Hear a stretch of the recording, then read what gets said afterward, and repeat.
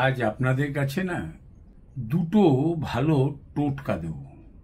একটা টোটকা হলো মনে করুন কর্মে আপনি সবসময় তিরস্কৃত হচ্ছেন, কর্মে অস্থায়ীভাবে আপনাকে বহিষ্কার করার আলোচনা চলছে, গৃহে অশান্তি হচ্ছে, আপনার যশ হানি হচ্ছে। এখান থেকে বাঁচতে হবে। আপনি একটা সাদা আকন্দ ফুল নেবেন, চন্দন বেটে, শ্বেত চন্দন বেটে ওটার সাথে পুরো মিশাবেন, পুরো গায়ে লাগিয়ে দেবেন, একদম ভালো করে লাগিয়ে একটা সাদা কাপড়ের মধ্যে বেঁধে চামড়ার মানি পার্সে রাখবেন। চামড়ার মানি পার্সে, মানি পার্সটা যেন চামড়ার হয়, চামড়ার মানি পার্সে রাখবেন, বা কোনো কাপড়ে বেঁধে ভালো করে কোনো একটি চামড়ার ছোট প্যাকেটে করে নিয়ে আপনি সেটা আপনার মানি পার্সে রাখবেন বা আপনি সঙ্গে রাখবেন।